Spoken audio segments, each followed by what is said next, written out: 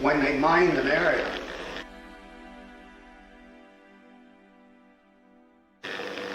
they put down yellow tape right across that line. See?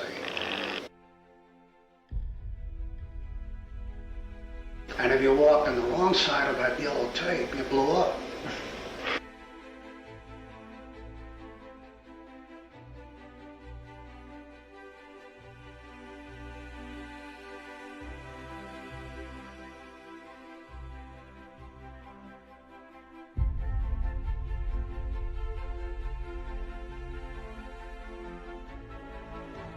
Strange Tales 136, I remember it very clearly, and that was my first exposure to Kirby.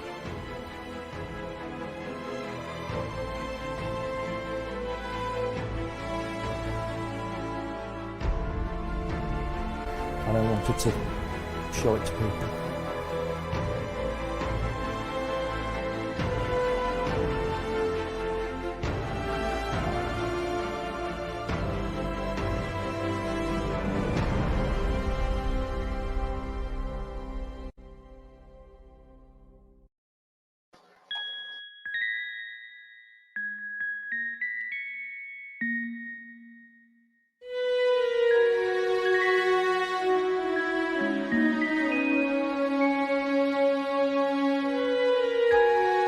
Secrets,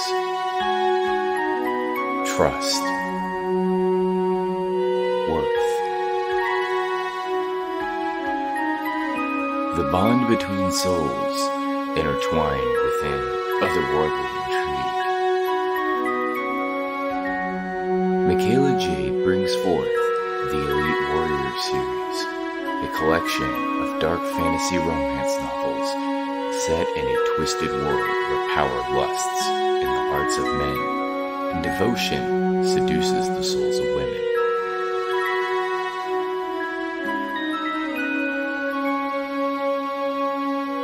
Warrior's Secret, Warrior's Trust, and Warrior's Worth. Available now at authormichaelajade.com.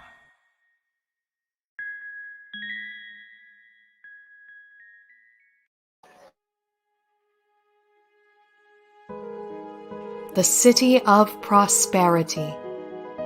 Riches for some, but for the masses, scraping by is all they can do. Meet Bitna.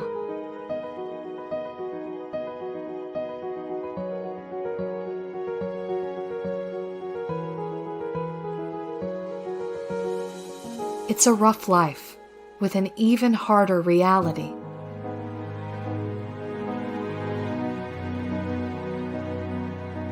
Living in the roughest part of town, it looks impossible to make it big. But maybe she will find it in a simple dress.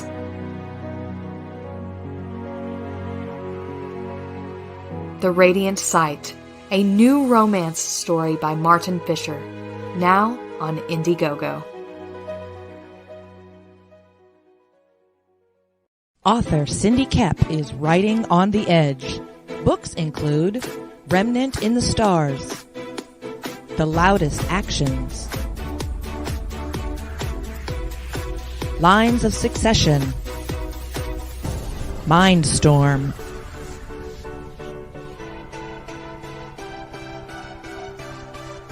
Condemned Courier, the Yerushalayim series, and Animal Eye. Find author Cindy Kepp at CKOEPP.com today. Hey, yo, what's happening? I don't know. I screwed up today. I had Lucifer Storm scheduled for 1 o'clock. Thought he was my 3 o'clock. Thought this one was 7 o'clock. I don't know.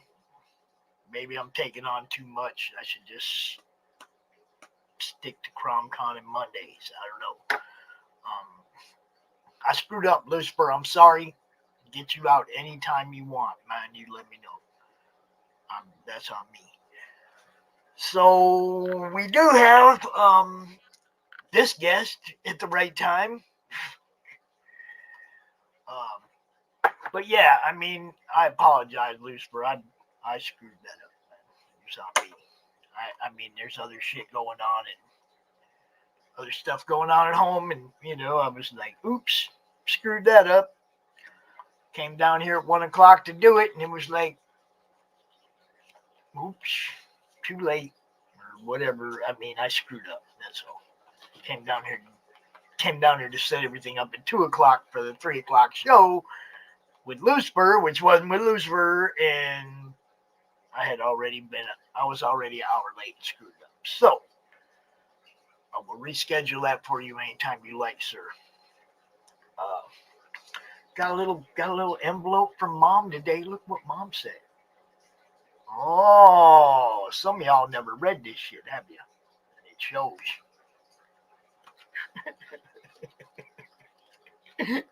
Good stuff in this little book. America.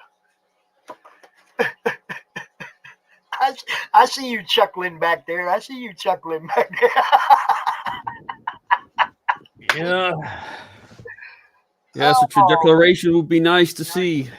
Oh, man, it'd be nice if they followed that thing, wouldn't it? Ain't nobody following it no more. Yeah. Anyway, hello. Good Mr. day, Bokel. sir. How you doing? Man, it was a long weekend. I screwed up today. Yeah, how did it go? I hear echo, by the way. Oh, man. Yeah, I hate I can put down my... Is it on Yeah. my side? No, I don't it's hear it fine. anymore. I think it's fixed. Okay. Was it you? Probably. Your speakers? Okay.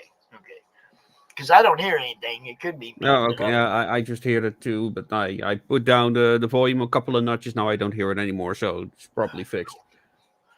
All right. So go ahead and introduce yourself to our friends. I'm going to drop some links in the chat so they can go check out the different stuff as we cover it. Dude sends me like links, y'all, not a link. Links. We got stuff to talk about. That was why we were doing this, because 30 minutes just wasn't enough to cover during the con. It was like, or Monday, whichever. See, I can't remember when I talked to you last. That's how this last weekend, the CromCon weekend, is just so packed with so many people and so many things to talk about. Man, there's no way to keep it all straight. Yeah, I saw you were streaming Monday again, and you were already exhausted back then, so... And then yesterday I did 2 more shows, and I had 2 scheduled for today, and I screwed one up. So I'm taking on more than I need to right now. I can barely manage, like I do 2 shows a week at most, and I already find that very hard to keep up. But okay, so where to start? So I'm Bonsart Bokel, and I'm mostly known from the steampunk community. And before that, I started about that almost 10 years ago. My 10-year anniversary is next year. I have nothing planned for that, but still. Before that, I did a lot of reenactment for about 10, 11 years, 14th century. And in that time, I was also talking with a therapist for reasons. And she said, you should start writing fiction. And I'm a dyslexic, so I thought it was a very strange thing to do, but I did it anyway. And I've been writing off and on since then. Getting into it really last couple of years. How that happened was that I got into steampunk, and I got this sudden burst of inspiration to start blogging about it. Like, what is it? Because it combines 2 things that I love, science fiction and history. I also went to university to study history. And it combined two of those passions. I was also really big into Ghost in the Shell, which is also referenced in my book title, which I received, by the way. But let's not get ahead of ourselves. So I started with a blog called Tupperware Steampunk, which is, kind of like a joke on the idea that anything could be steampunk. That was the kind of the meme going around. So why not Tupperware? And I was also a big fan of certain reviewers on YouTube at the time. Doc Walker, who's still pretty well known at the time, was a big inspiration for me. And so I blogged, but I was really looking forward to get into YouTube. And after a couple of years, I finally decided to start Radio Retro Future. I did not put steampunk in the name, even though my channel is mostly about steampunk. But I wanted to have some liberty to do other stuff as well. And I imagine that retrofuturism is always going to be my thing. I think the word steampunk for that matter is a terrible name. But yeah, that is what happens. You don't pick identity. You don't choose your own identity, as they say. Sometimes you just got to jump out there, man. Oh, yeah. Steam Golf Pop. Steam Pops. That was me Sunday during CromCon. I had a different costume for all 3 days. So I see.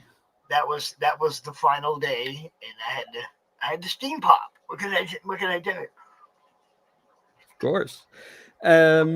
Yeah. So when I started doing Radio Retro Future, before that, I also did some interviews for my blog, and I picked this character because I wanted to do something else other than, I'm just going to interview people. I actually wanted to do it in character because, steampunk is supposed to be about personas and immersion. For me, immersion is very important. It is something why I also did reenactments rather than LARP, for example. And so I created this fictional character called Dankard Lexicon. And he is now the character that I actually portray in a series that I call the Steampunk Beginner's Guide, which is kind of like a documentary series. I actually hope to make some new episodes on it because I haven't made those for a very long time now.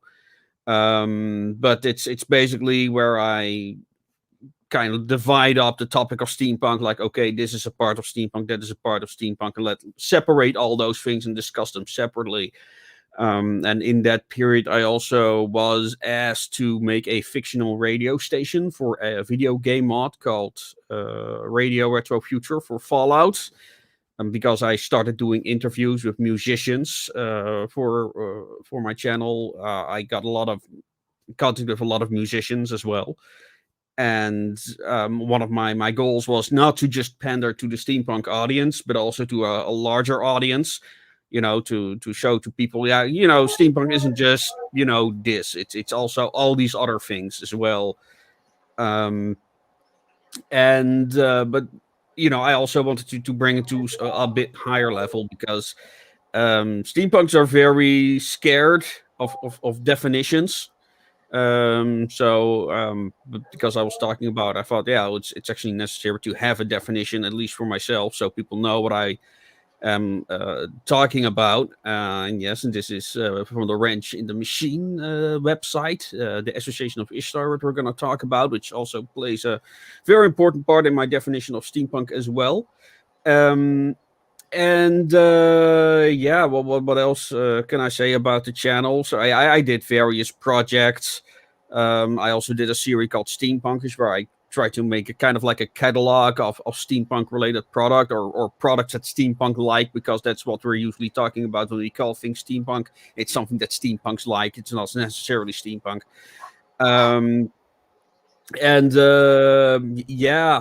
Man, and I've done so many different projects. I've done interviews. I made attempts at series.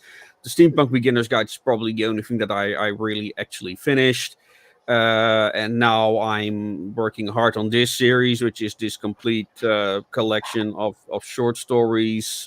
We've got our first novel now.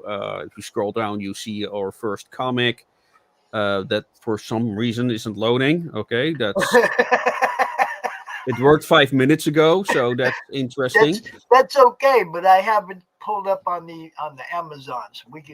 Yeah, I have okay, but all of maybe it's a browser thing. I don't know, but we'll see. Because it's like, okay, I was on there just an hour ago or so, and then it worked. But there's like a special thing going on, a special effect going on. Maybe that's there it is. Yeah, if you scroll down, you can it actually scrolls at its own pace, which is nice. So yeah, and I also do blogs on there now as well to drive traffic there. But also as a kind of like a substitute because I no longer make as many videos as I used to. For the people who are interested in the series but don't have time to read or don't like to read, I also made some narration videos on there, which are on the site as well. That is where the Zeppelin art is from. And I'm considering making a chapter by chapter audio series as well. But yeah, we'll see. I'm so curious if more people will join me on this project because it's supposed to be a collaborative thing. But yeah, um, this is a rabbit hole all by its own. So I don't know if you've got any questions for me in the meantime. Oh man, I'm just like I just I don't want to ask you questions that are going to give away things, but I have I also have the book pulled up on Amazon. And I'm looking at this. This is like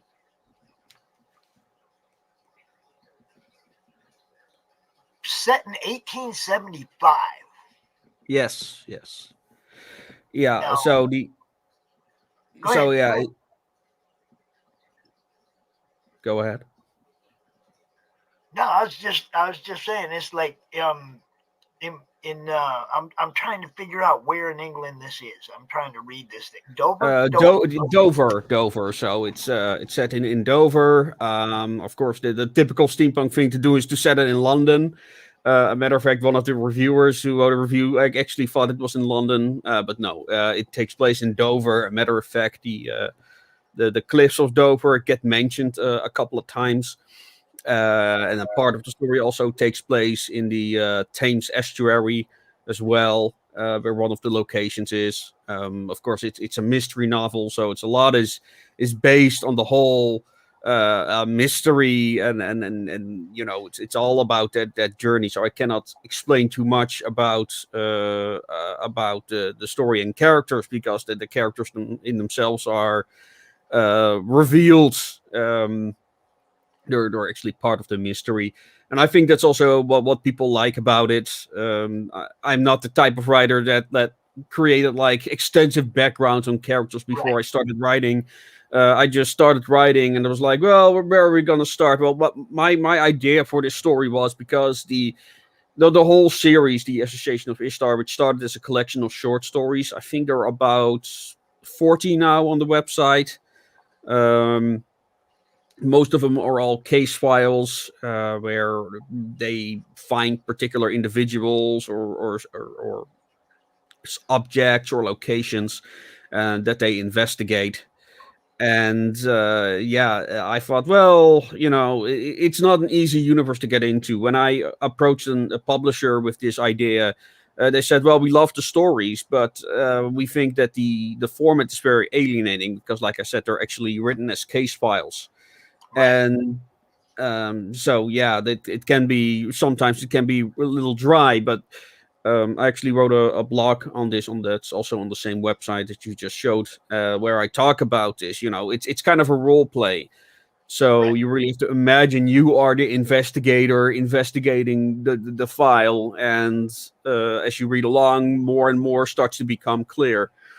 So it's not even necessarily chronological, which is, well, kind of hard. But let's not get too technical.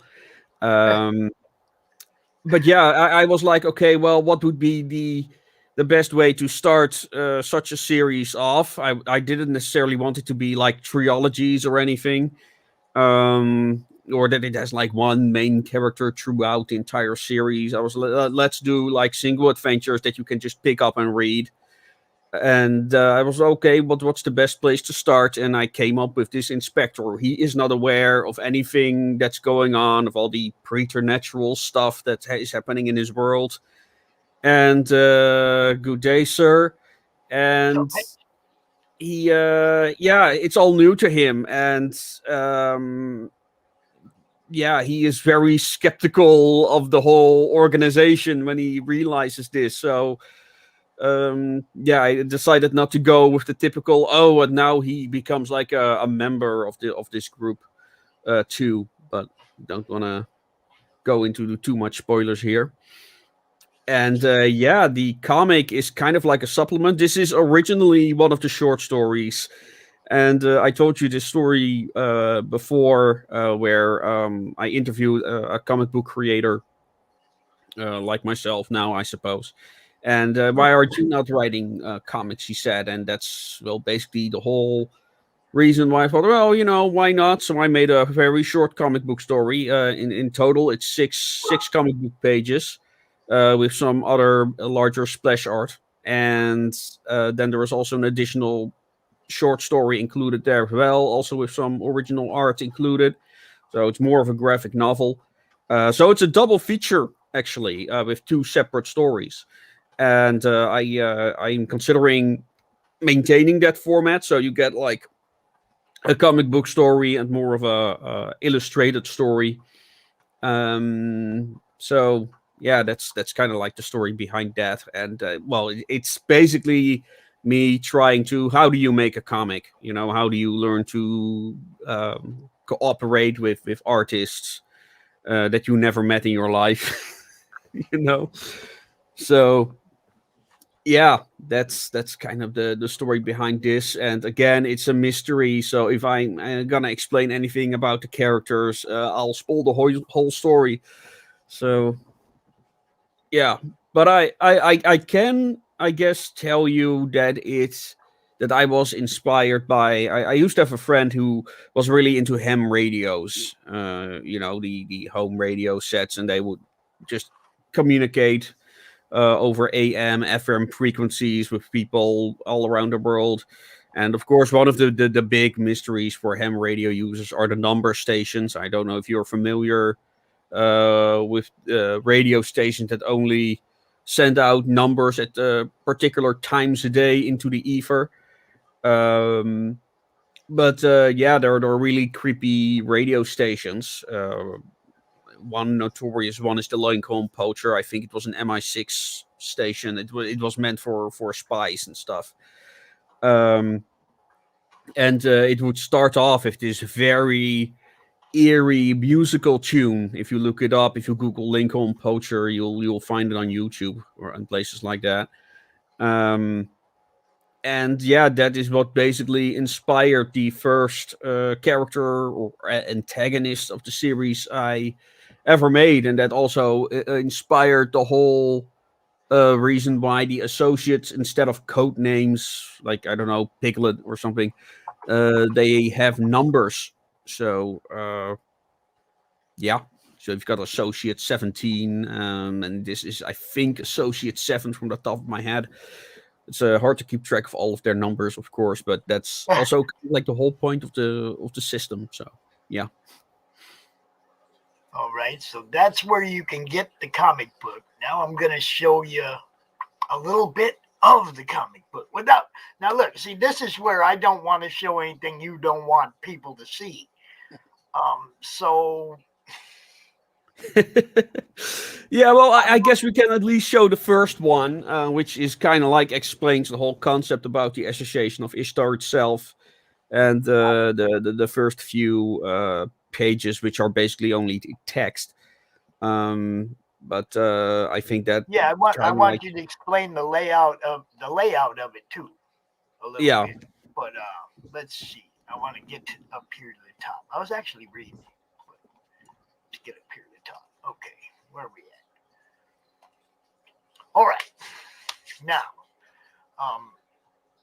who are these people? So yeah, the gentleman in front, that is associate. I think his number is 7. Okay. If I recall correctly. He also makes a short appearance in the novel as well. Only he has a different function then, because this event that is depicted is taking place a couple of years before the novel. That's also what I mean with the case file. In a novel, the case file is something that the protagonist finds, and so I also included these case files for that reason. So all these short stories are actually props in the novel itself. And that's also the whole idea. They are actually supposed to be props in a way. It's a bit weird when you think about it. Where it's like I said, it's a role play. So they're, I don't know, like physical objects you're supposed to see in the world to kind of like add to that immersion. Yeah, this is also one of the characters, and I just realized I included the wrong image there. Oh, oops. This is the wrong version. Damn it! No, oh well, it's okay. It's people will not understand it. So what's wrong there? But who knows? But yeah, this is like a image, a page I commissioned later on, so to serve as a kind of like, okay, this is what the associates look like when they are getting ready for action. Like they're when I think of the association, like I am not fully committed to a particular description of them, but they are volunteers, so that's a very important element about them. It's rather utopic in that way. But they're kind of like the first line of defense against all these threats emerging from other planes of existence. They live in a world where there are all these rifts opening up to other dimensions and variations of Earth. And mostly they're probably just fine, nothing to worry about. Maybe like a lost animal will wander through the rifts at some point, and well, they're animals, so they're not that big of a problem.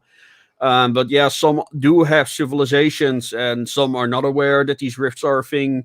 Others are, and well, they have their own reasons to go into the multiverse, so to speak.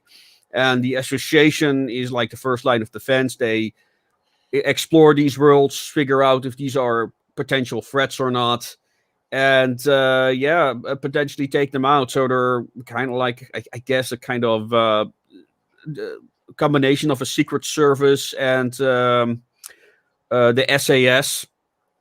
So the guys who go behind enemy lines and destroy particular targets. Like they're not assassins in that way, but well, they also have a lot of liberation. So I guess they're also, I imagine them evolving into something like the Warhammer 40K's universe version of the Inquisition at some point, but who knows where that develops into. And they also do research, of course, as you can see in the last 2 pages, and file them. And this is basically one of those files. If you scroll down, you see the first pages of the file, and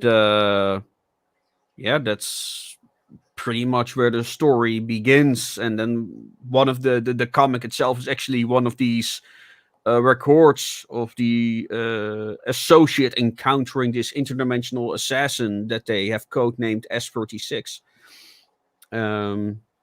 So yeah, that's basically the premise of the comic.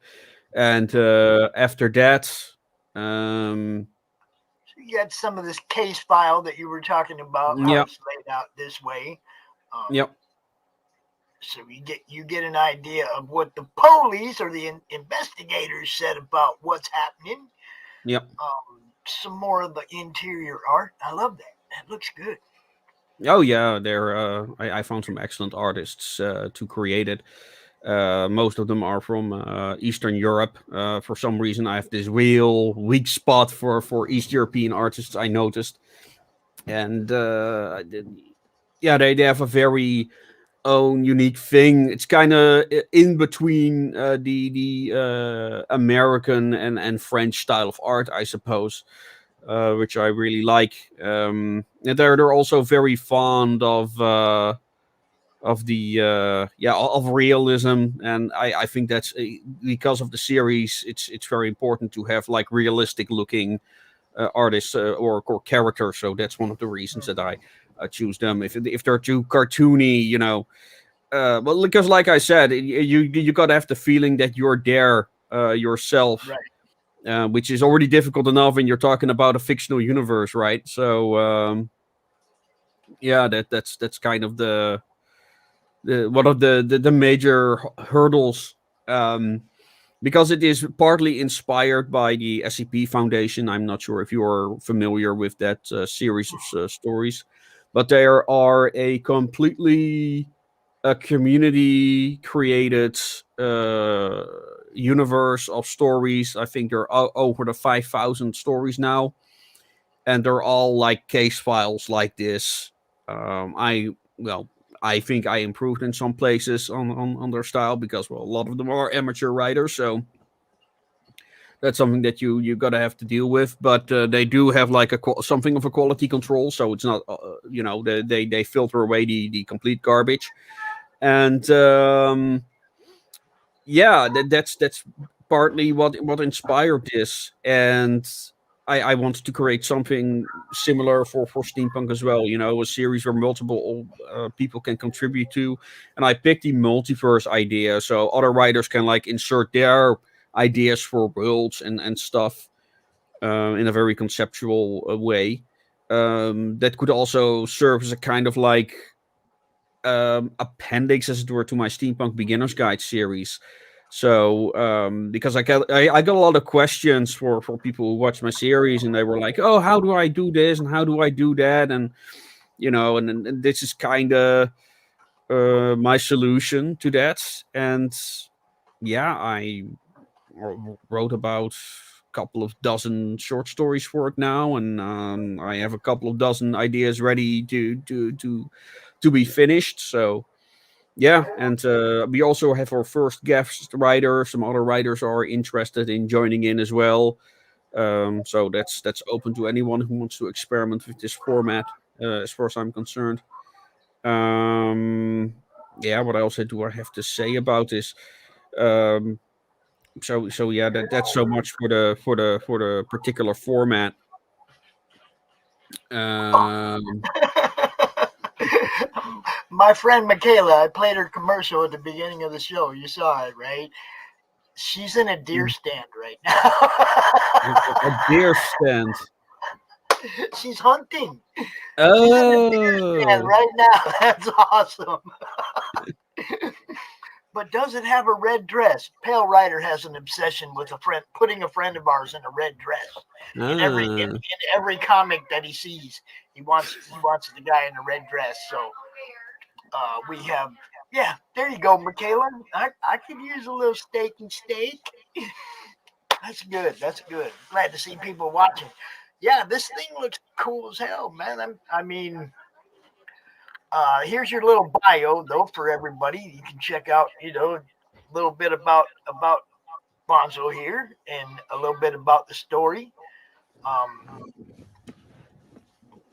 Some more of the art. Yeah, this is good looking stuff, man. Yeah. Now this is what? What do we got down here? Yeah, so this was a story that I had already written. This is about, like I already talked about, like the associates and what they are. Yeah. And one other thing was that well, I also really like Warhammer 40K, or at least I used to. And currently I'm really getting into Battletech.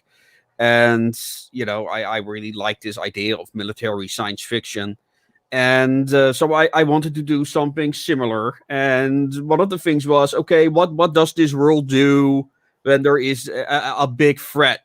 Something that, like I said, the associates are kind of like SAS operatives. They're not meant to take on like hordes of beasts swarming into this place. And one of the organizations that I fought up is the Imperial Penal Legion, which are basically penal troops, heavily inspired by the Cheyenne prison colony in South America, which was an actual place. They called it the dry guillotine. So these are penal troops, basically, who are volunteered to serve in these units, and they wear bomb collars that they refer to as dry guillotines. And the robot that you see here in the back is called the chassis de bataille, or battle chassis, which is piloted by, well, the smallest, lightest people they could think of, so women. So they could also they had to separate the female prisoners from the male prisoners anyway. So they're put away in a convent somewhere near the main prison facility, and they are basically trained to control these battle chassis. And because of they're generally smaller and lighter, which makes them perfect for controlling them. And it's also experimental warfare. This is something that this world is very nervous about, because the problem is that you're talking about the 1870s. You've got the concert system in Europe, where they could, war can happen at the turn of a dime. Because of the whole political situation. So one of the things that the governments are very concerned with is that one of these countries is more technologically advanced than others, because they have all these futuristic worlds they can go to. So that type of technology is heavily controlled through various means. And but in the meantime, they are dealing with potential threats from civilizations that can invade them for whatever reason, that are technologically superior. So they use this penal legion to kind of like experiment with new ways of war, and that includes like these robots. And but one of the themes is also that no one knows what they're doing. So all the solutions are haphazardly created. Everything is experimental, and a lot of things go wrong for that reason. So it's also a theme, and it's also the reason why the novel is called "A Wrench in the Machine." Is people trying to figure out how to live together in this crazy universe. And the whole penal legion is a symptom of that. And then there are other. I have a more. Other thing, I have not published any of those stories yet, but I'm working on them, and that's actually a mercenary outfit who wants to kind of like bring knighthood back. And I'm sure you're familiar with those heavy diving suits that they once developed, that inspired the big daddies of BioShock.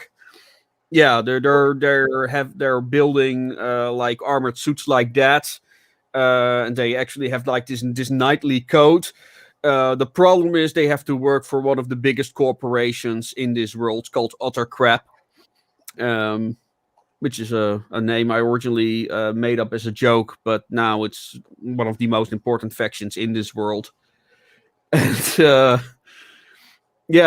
they're kind of like becoming the counter to the penal troops of this Imperial Penal Legion.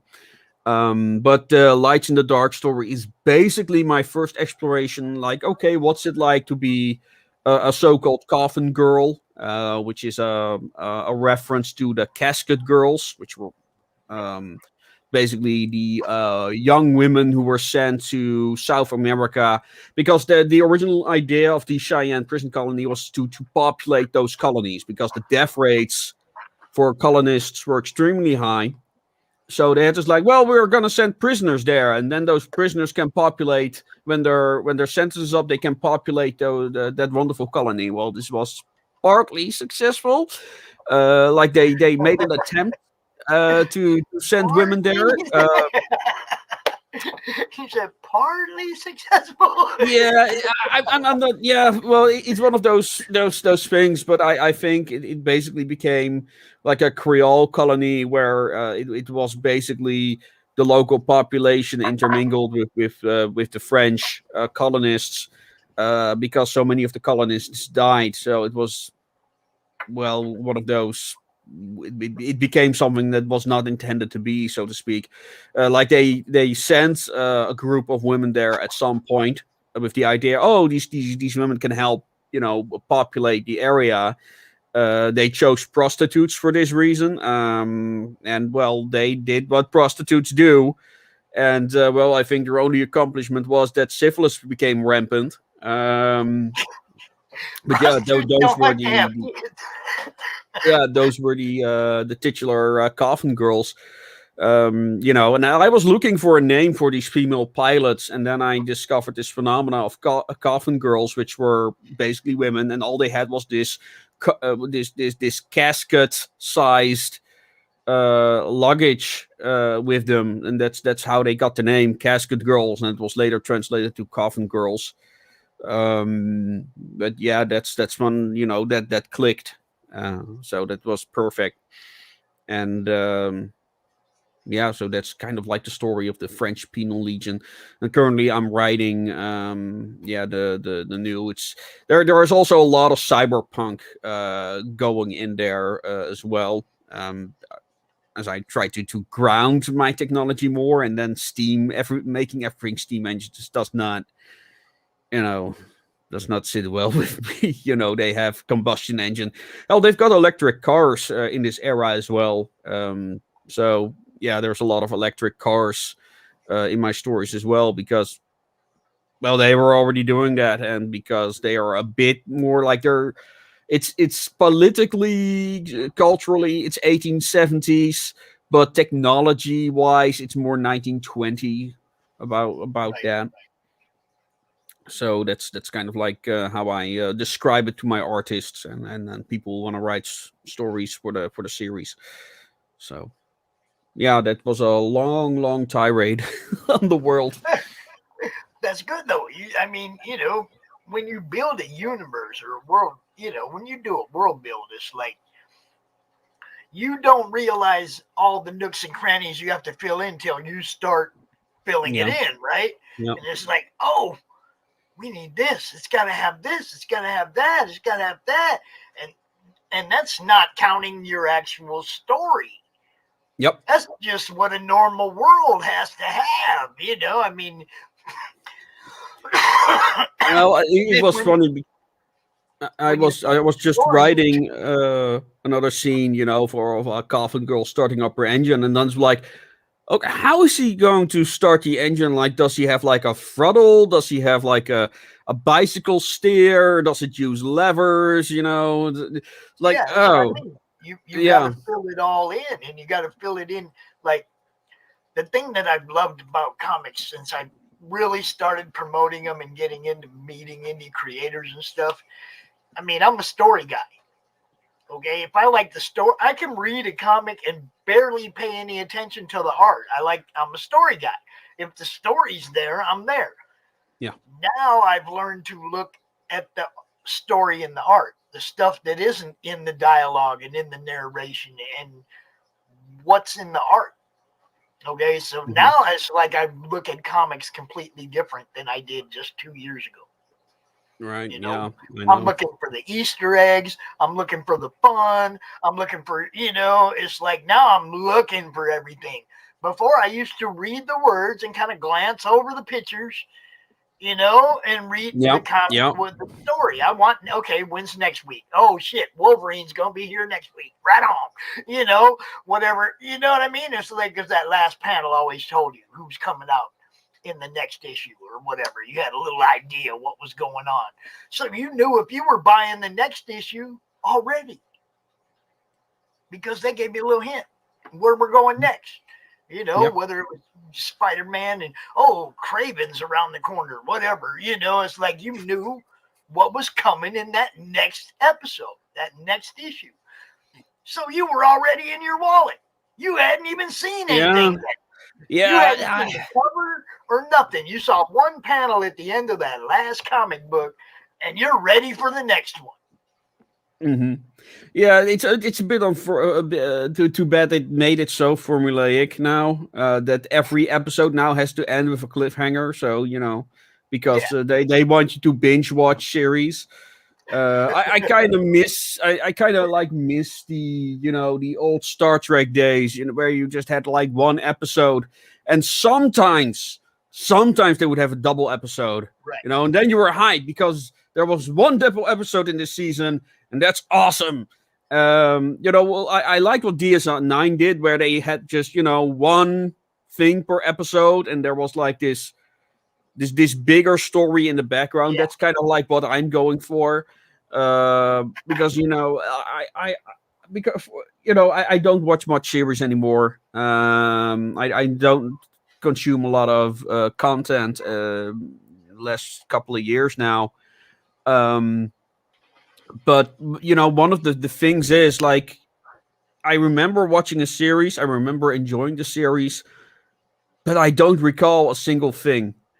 And because they write series so based on, okay, we want people to binge watch this. We don't really care about the actual content. Just make sure the audience binge watches it. And I'm like, because there are series that everyone was talking about, like The Boys, the first season of The Boys, which I also really enjoyed. But now I'm like, yeah, I remember enjoying that series, but I don't recall anything other than maybe some big things. And it's not like Metropolis, the 1920s Metropolis. That's a movie I'll watch anytime. Or Nosferatu, or the Cabinet of Dr. Caligari, or Blade Runner.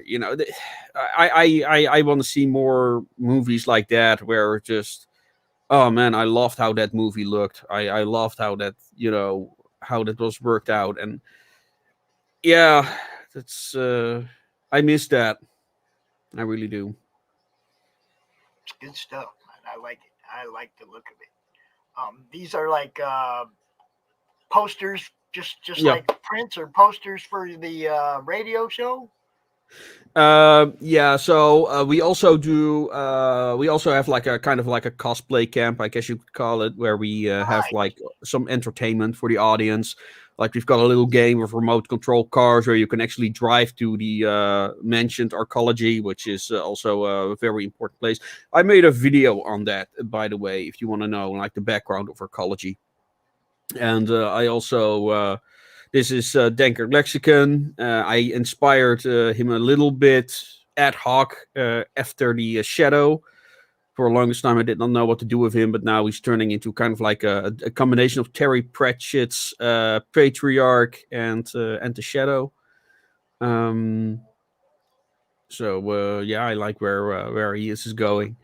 But yeah, I got one of the things is because I have so many different things I want to explore in this universe. I have to like properly schedule what I'm working on. It's kind of like the problem I have now.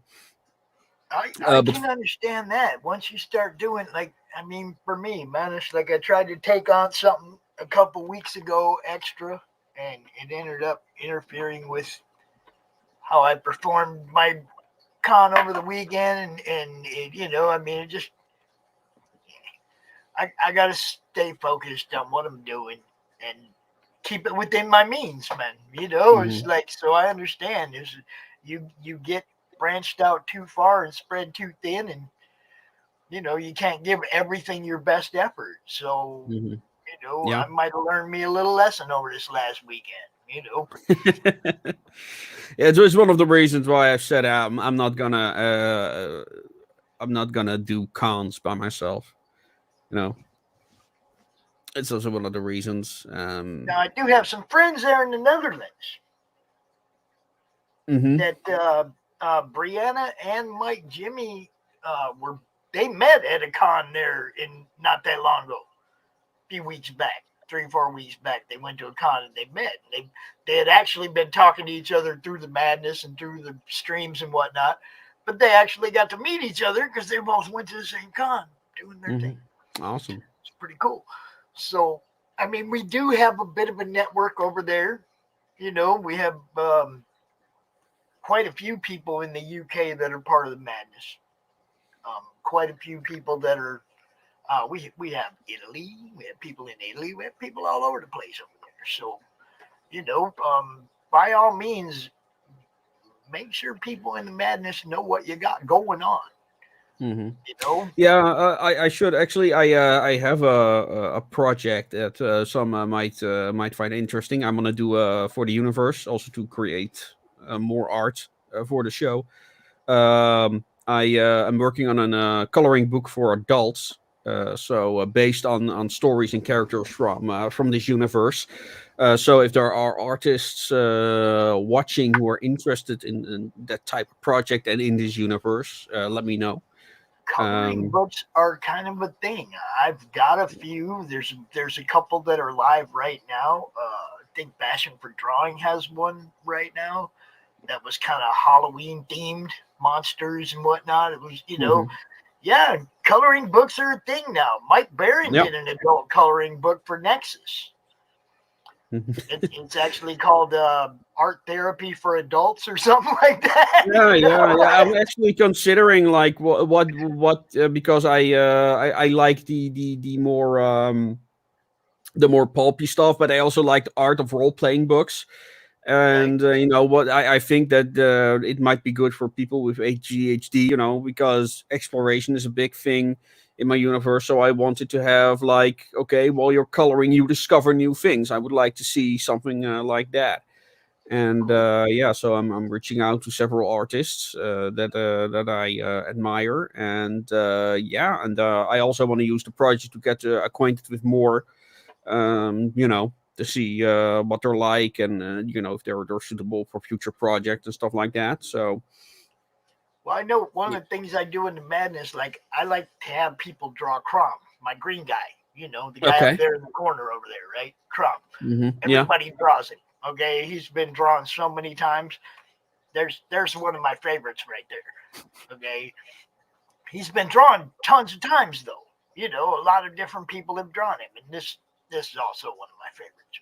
But it's like I'll tell people I want your version of it. I don't want you to. It's like I'll show them all the versions of it, and I'll go, I want your version of it. I don't just like show them one version and have them base it off that. I show them what everybody's done to it. It's like, look at this and this and this and this and this. I got like 30 different pictures of them now. But I'd post something like this guy up in the madness, and I just tell people, hey, man, who wants to take a shot at drawing this character? I'm testing skills for a project. Who wants to do it? You'll find that there's quite a few people probably send you a drawing of or a sketch of your character. Whichever one you throw up there. I always get great results from people when I just go out there and say I want to see some new Croms or whatever. It's like people send them to me. It's the madness is full of people that love to do art. Mhm. Well, Full of, maybe I should do something like that for Danker Lexicon or something.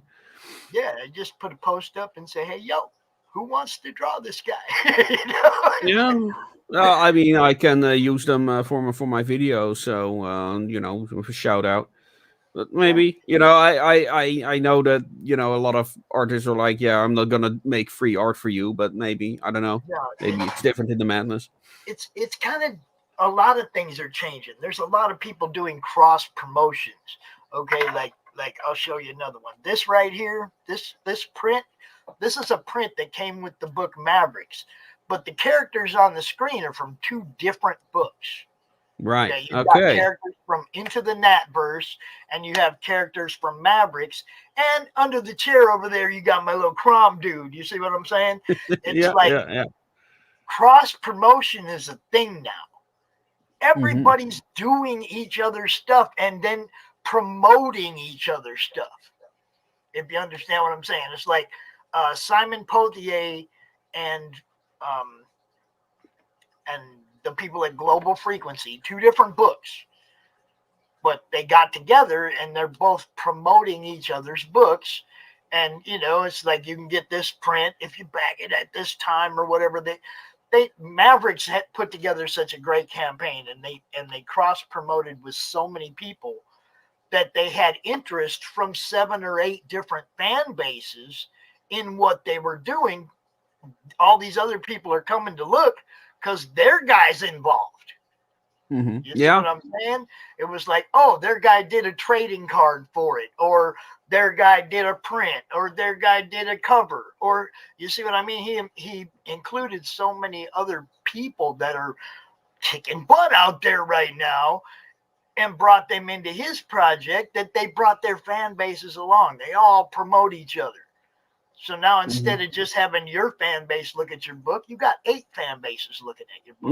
Yeah, indeed, and that's well, that's also one of the reasons why I want more artists, to be involved in my project. So I can put them on the page like, hey, these people have contributed. Check out their stuff.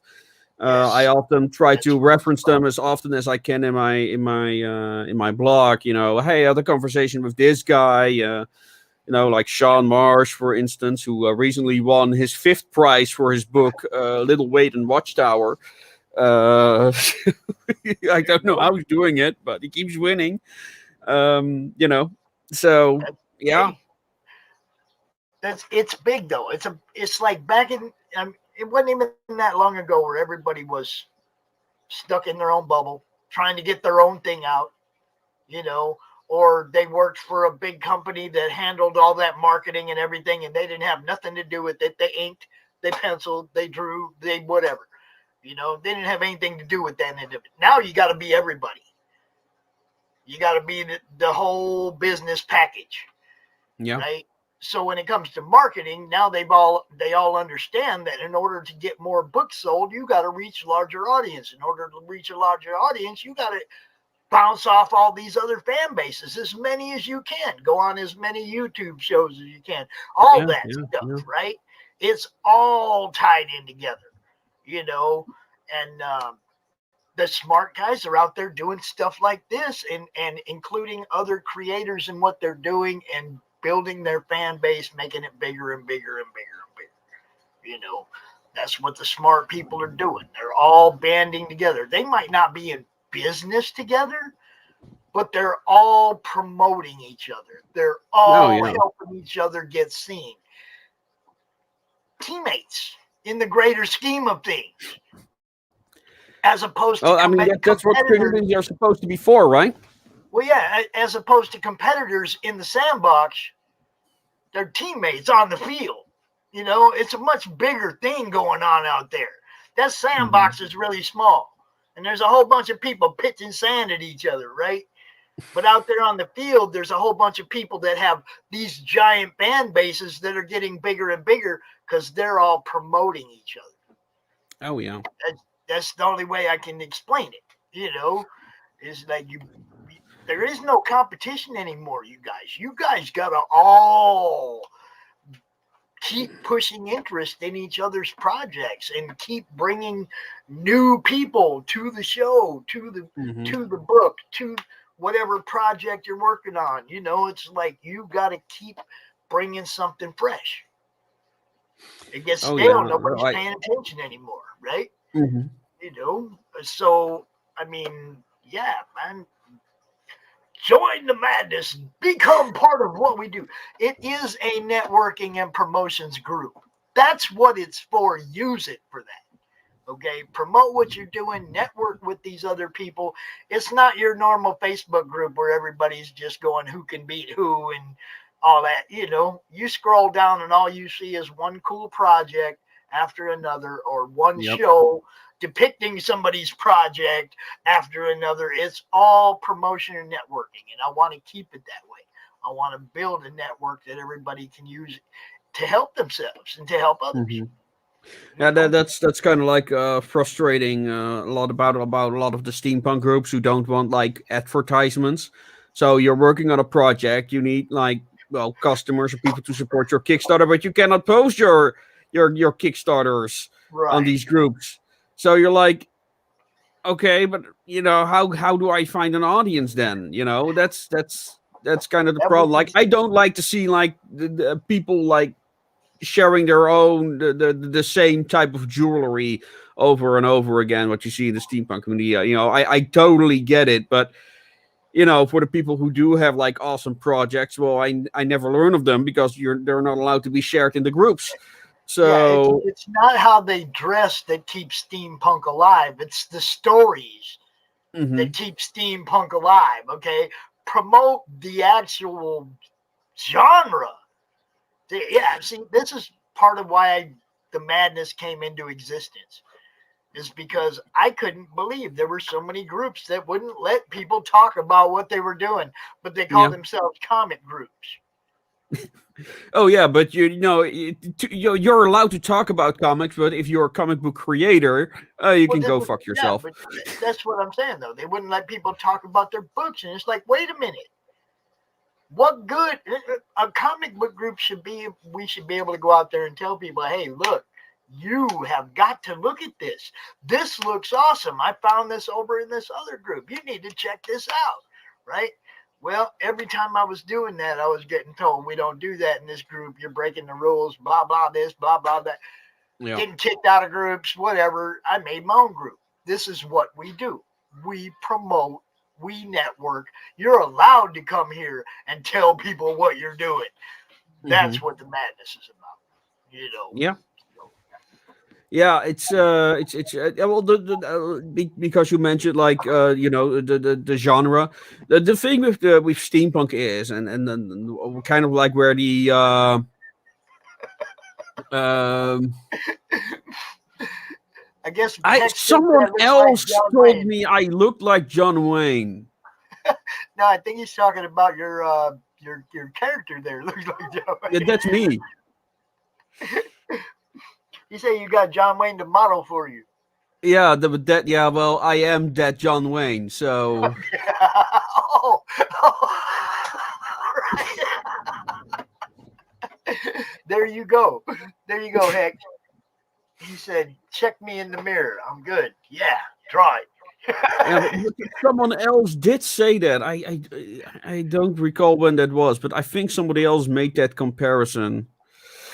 So, but yeah, I'm not even that familiar with the actor, so I need to see. But Old, yeah, but old to talk cowboy. about like what the word steampunk means and where the problem arises, I think, because for me there are three. I have three definitions for the word, and one is the genre that you mentioned. The second is the art, the aesthetic, what people know steampunk most for. They don't even know there is a steampunk genre, and then there is the community, or the cosplay community, so to speak, and that's where the problem arises because for a lot of people involved in the steampunk community, it's just about the costuming, you know. Right. They don't care about the genre, and they don't realize that there are yeah. Also That was me, I'm also that's what Russell he said Crowe. last time. He said you look like Russell Crowe. That's right. I remember that. That's what it was. Yes, I do too. But yeah, that's kind of like where the problem arises. So there is this great separation between the steampunk writers, the steampunk crafters, and the costumers, so to Well, speak. I'm sure it's the same. Like I mean, I know a lot of these girls that go out here and dress like some of these comic book characters probably ain't never read too many of those comics. That's probably true. Yeah. No, some may, but I'm sure there's those that are have no idea the history behind some of the people they dress up as. That's just the flavor of the week for whatever they're doing, or for that photo shoot. Hey, we want you to dress up as Storm. They go look at what Storm looks like. Okay, they dress up as Storm. Hmm. That Yeah. don't mean they know jack about Storm. You see what I'm saying? It's like I Hmm. don't, and it's not that I'm not saying I don't love cosplayers because I love dancing around at the con with people and having a good time. And I've been known to dress up myself. It's Hmm. I mean, I'm okay with all that. I appreciate the fact that some of these people probably don't know a whole lot about You know, Well, I mean, it's not about what they're not what they are allowed and not allowed to dress up as. It's the exploitative element that comes right? along with that culture, and what a lot of people are concerned about. Yeah, Because there are clearly individuals who basically just use it to make money, and which is very unfortunate.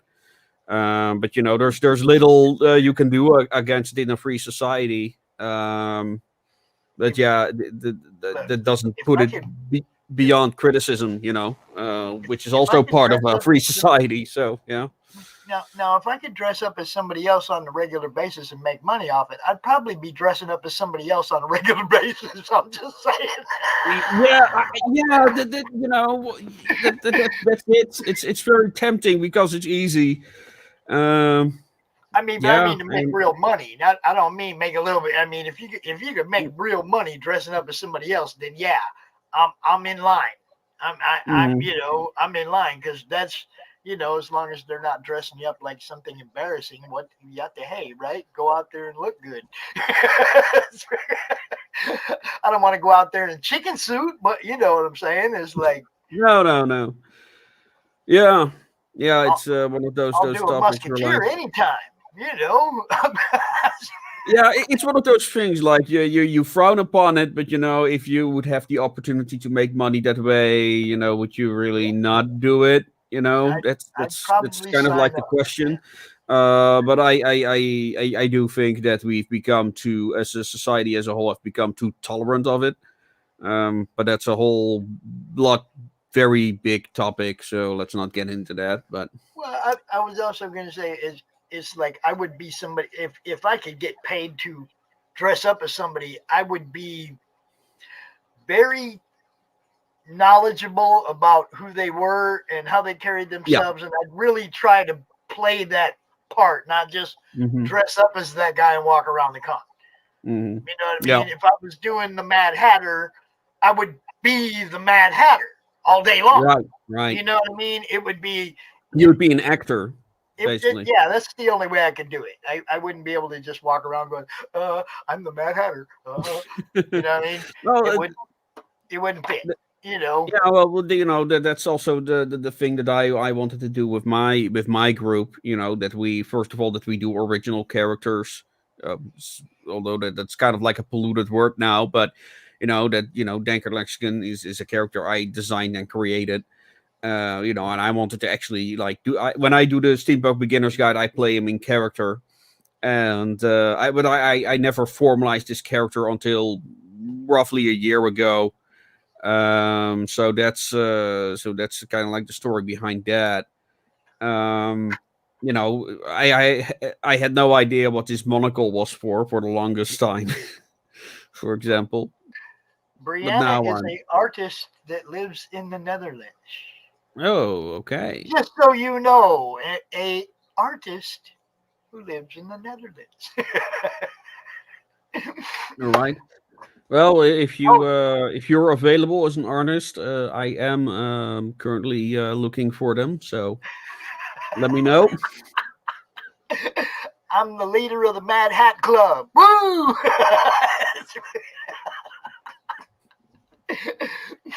No, she's actually uh she'll be doing something Sunday on Twitch. Drop what time and your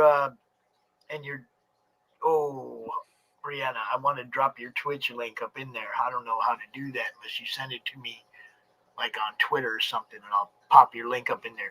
She's actually doing an art piece. I'm not gonna say anything about it, but this weekend she'll be, you'll be able to see it. It's cool as hell.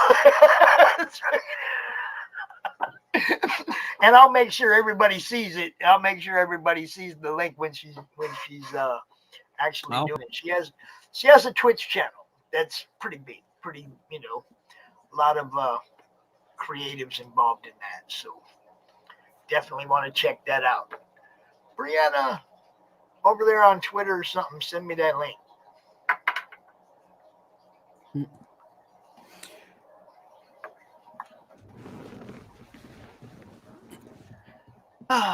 So yeah, man, I'm looking forward to seeing more of what you're doing.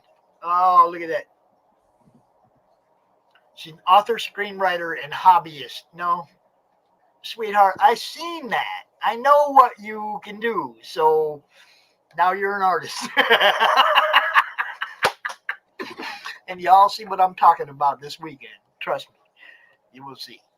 It's cool. I was blown away. So I don't know. We've been out here for over an hour. We'd go ahead and probably cut this off. Go ahead and tell everybody where they can find you on the socials. Yeah, well, I'm on most of my social medias. I am called either Bonsart or Radio Retro Future. I also have radioretrofuture.com for the people who are interested in my YouTube stuff. I also do audiobooks there as well that are freely available on the YouTubes. Of course, there is the Association of Ishtar.com where I post everything Association of Ishtar related. Including audiobooks. We made a couple of those with very good photographers. There are also collaborative projects with various artists, and I hope to expand on that in the future as well. Our stories are on there as well. Do I have anything in particular to share? We also have a Discord. If people are looking for the steampunk-related Discord community. And the 21st of November, we actually have a writing workshop for, well, I call it writing for beginners, but I had veterans in the past who also found it a very useful workshop to join. So you're all invited to join that as well. Of course, link on to that is also on the associationofishtar.com. With that being said, yeah, well, I finally received the physical version of my novel today, which I, of course, don't have me right now, but it's there. So Did you open the box yet, or what? well, I opened it, but I left it in the other room, and then I would have to get up to get it. But it's finally there. You have the comic book handy, so you know, if you like what you heard and you want to support this project, please get it on Amazon. It's also digitally available on Smashwords now. So yeah, I think that's all my shilling for to see. Yeah, See? I look and sound familiar. Yeah, if you research steampunk, you probably came across some of my. I'm all over the web these days. So, but yeah, always nice to hear that people actually watch my stuff.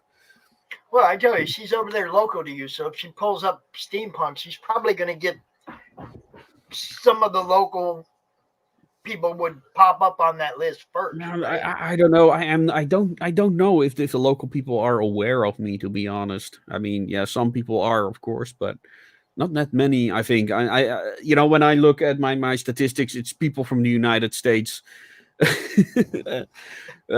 come to see me. So Yes, you are an artist. You're an artist anyway. Look, if Dory can call me an artist because I've done 7 drawings in my adult life, and you know, a couple of poems, and it's like if I'm an artist, you're an artist. That's all there is to it.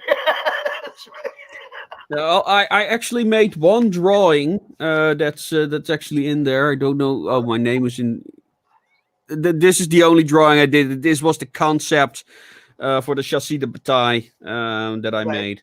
So yeah, I put that in there, and my novel also actually has one of my drawings as well for one of the main characters, of which well maybe I'll ask people to make drawings of her, but she's one of those characters that goes through a lot of phases, so I don't know, but. It's great though, because like I said, I love watching all the different versions. Yeah. People come up with, like, did you watch any of the Fragtober over the last month? Dan Fraga goes out there and he has different artists every night, and they pick a different character and they all draw it. Oh no, I have not seen that. Oh my God, it's great. I mean, they do different stuff all the time, but Dan Fraga's channel, if you want to see a lot of different people drawing the same character in a whole bunch of different ways, that's the channel to watch for sure. All right, yeah, I need to look up more podcasts to be on anyway. So, Well, I always post them in the madness, man, every night. It's like I share everybody's stream to the group so that people like you can find these guys. They're all approachable. Hex does a show. Everybody, Oh yeah, see, a draw in your style challenge. Draw this in your style challenge. That's exactly what it is. You know. But yeah, yeah, well, there's I'll all look up some images of Denker Lexicon. I'll post them like, hey, draw this, and just see tell people what happens. do it the way you want to do it, and just let them go crazy. It's like you never know what can happen, and I always have a blast when we're doing stuff like that. We did have one night where we did a live. Everybody come out and draw Crom, and there were some amazing ones that came out of that show, and it was just like 45 minutes or something. You only had so much time to do it, But there was a bunch of good ones came out of that show too. It's fun. We're just trying to have fun, Bonsart. Just come out to the madness, post your stuff. I definitely will. I might actually have posted a video of my novel there today. I'm not sure. Yeah, I think you did, and keep doing that because that's how people are gonna see you. And you got people like Hex already. Making sure thanks, that your man. link's getting seen. Now, the cool thing about these guys is they'll go watch some other show, right, and be watching somebody else's stream. But they all drop everybody's links in the chats of everybody's streams. It's crazy. So, that's what I mean by the team, the football field, the big picture, the team. That's what these guys are. They're a team. Well, there's this website called the Steampunk Explorer who kind of like makes all these news articles. Actually, some of my stuff are in there. Actually, he offered to show some of my banners there. For no charge. So if you want to know what's going on in the steampunk community, go to the steampunkexplorer.com. And now I'm trying to, go there on a regular basis as well. And if somebody is working on a project, I mean, the band The Cock is Dead is currently working on a home studio. So I posted now on my page Radio Retro Future on Facebook as well. To get the word out there. Because too few people are doing it, and also for people who are interested in if they want to see what our steampunk's creating, there is a new streaming service called Subgenres. It's a bit hard to find, I'm afraid. My stuff is on there as well, at least some of it. You can see what steampunks make of videos, which I think is subgenres.net, if I am not mistaken. Yes, subgenres.net, and then you can watch it there, or you can watch it on Raikou. Can I post it here? Yeah. I'm not familiar. We don't have that service, I think, but it's since a few days. It's now also on Raikou, and you can watch like all types of steampunk related projects. A lot of it is amateur stuff, but there are some semi-professional productions as well, and of course my narration videos as well.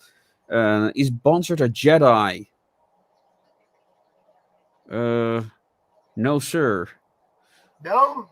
Smuggler, what are you?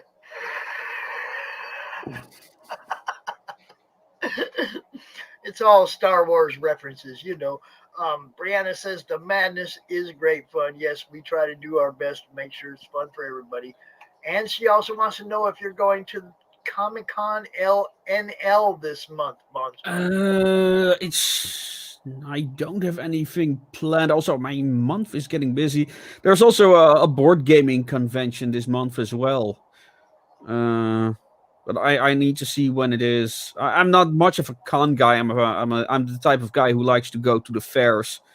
But yeah, the Comic Cons are also relatively new here in the Netherlands. I think they're like 5 years now. What do you mean wrong genre? Yeah. What do you mean, Hex? What do you mean wrong genre? Yeah. There are no wrong genres in comics. There's just wrong companies. Yeah, well, that's the wonderful thing about the steampunk community. You know, there are no more of the. I didn't go to the last Elfia. And well, Gasfest well, we'll see if that's happening next year. But friends of mine are volunteers for Castlefest, like diehard Castlefest fans. But yeah, I'll be attending a lot of German events. We're gonna try to be as a group on Elfia next year, and the organizer was very enthused about that. So we'll see what happens there. What I wanted to say about what makes a steampunk community so special is that there are no large companies like Marvel or DC who can dictate, what we are supposed to like and what we're supposed to market. So it's completely community created, and I hope that the subgenre channel will be a success. So it's a lot of amateur stuff, but hey, I mean, it's probably still more entertaining than what Netflix is making these days. So, and of course, my stuff is on there, so that's already a very good reason to go watch.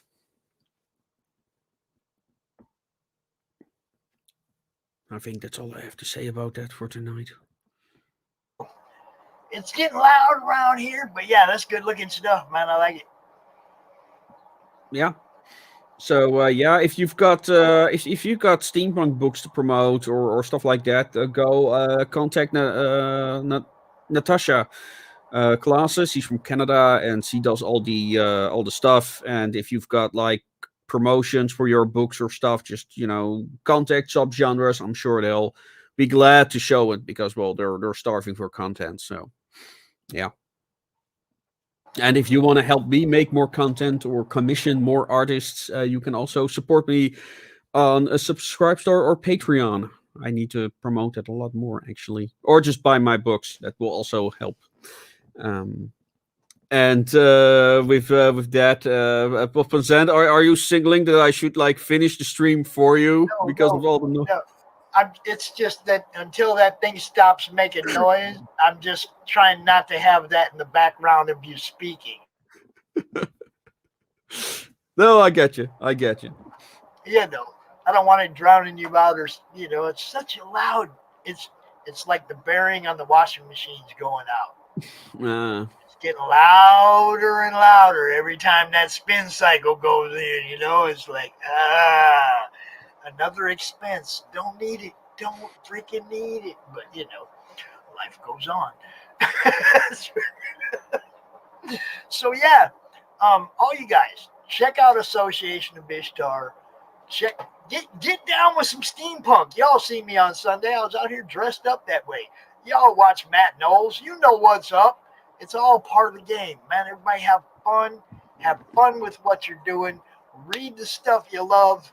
Back the people that you love and support the people even if you're not a fan of what they necessarily do. Support what they're doing. Some of your friends might be. Tell them about it. Hit that share button. Do those things. You guys know what this is about.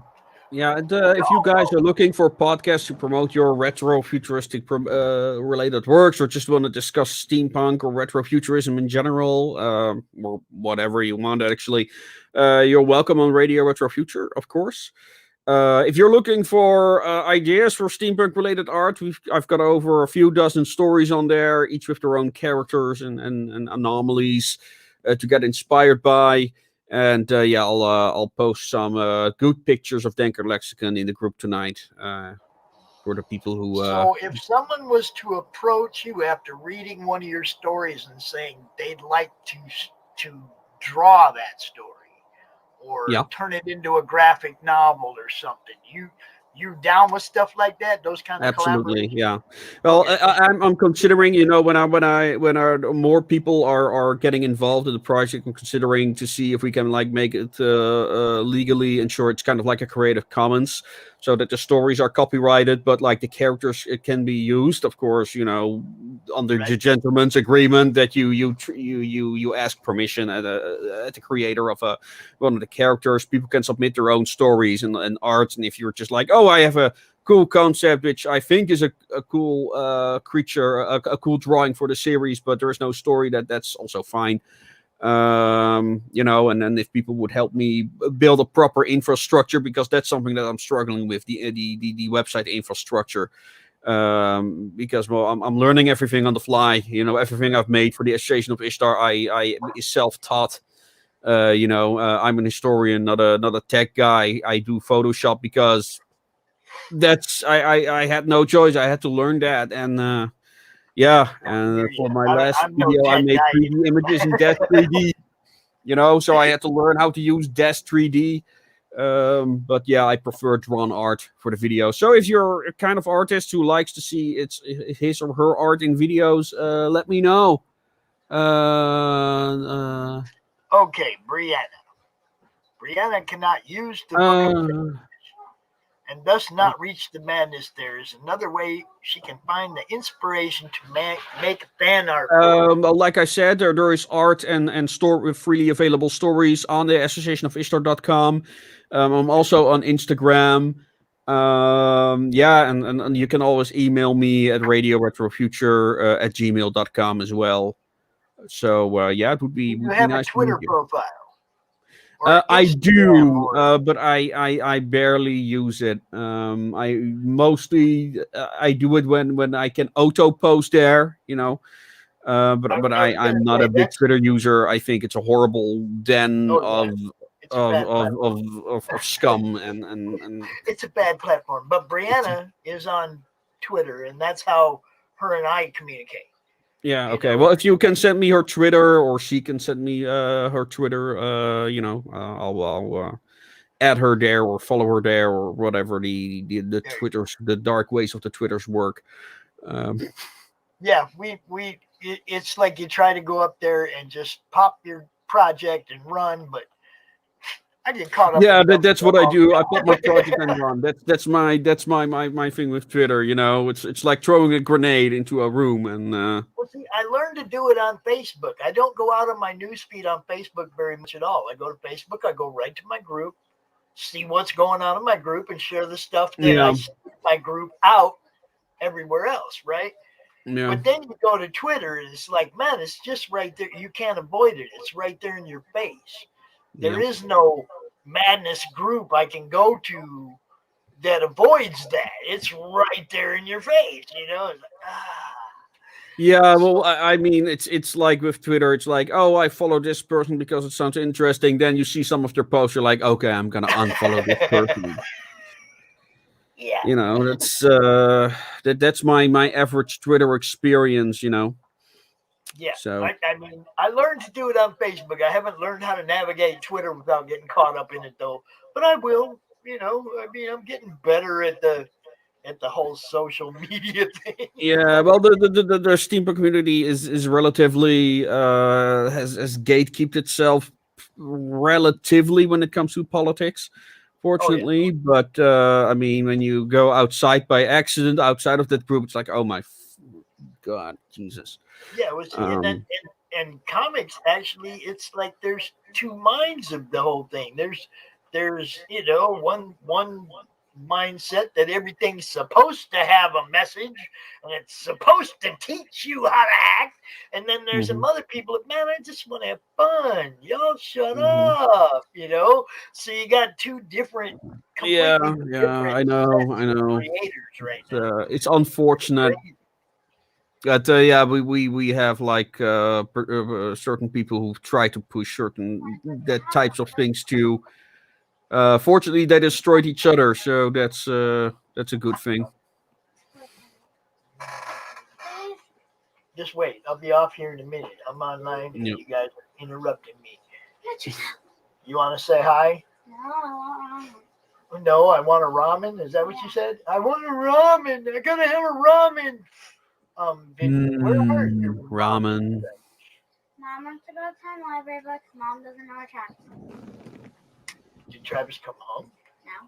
He ain't home yet? Okay. All right. Now I'm worried. Okay. I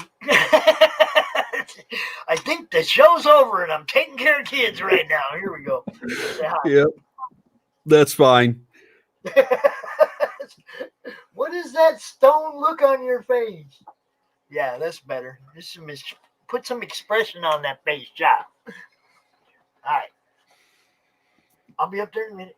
You never found your library book, did you? No, I have to do chores to earn the money to pay for it. How about you look for it? We've looked everywhere. Obviously not. It's too late now. Yeah, Mom's already returning it. Well, you still got to find it and give it back to the library. She's not going to pay for it. I hope not anyway, because it's not like it's been late forever. It's just the first time you're returning it. You can't find it. You will. Go find it. 3 weeks. You can't. You can't find it ever. It just jumped into No, because we can't find it. Yeah, I know. You can find it. You just got to look. Kids. Yeah, see? Brianna said hi, everybody. Brianna, say hi to Brianna. Hello. Yeah, okay. All right, we're gonna cut this one out. Thanks everybody for watching. Yes. Yeah, we will talk to you again anytime you have anything new going on, or you're updating something, or whatever you want to come out. I'll let you know. And by all means, drop some stuff in the madness and let people know what I will abuse the group thoroughly for my evil wicked plans. Yes. He looks like someone from a TV show. What show? What? Like an evil master kind of guy. Oh! I don't know what you're talking about, sir. All right, thanks for coming out, man. I will talk to you later. Y'all go check out Association of Ishtar. Pet from Diablo. It's a microphone, dude. Yes. It's a microphone. All right, you have a good day, sir. Yes. All right. Good day. I'm gonna play some commercials and I'm gonna go feed these kids, I guess. All right. Yes. Bye.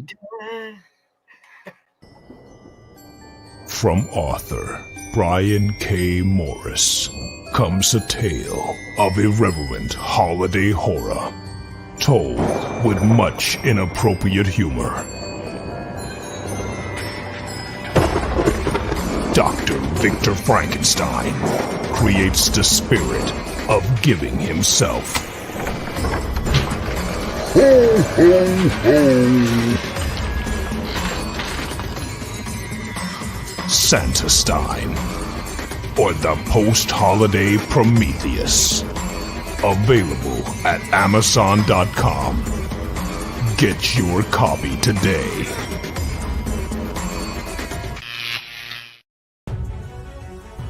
Sunsworn Wings of Vengeance is funding now on Indiegogo.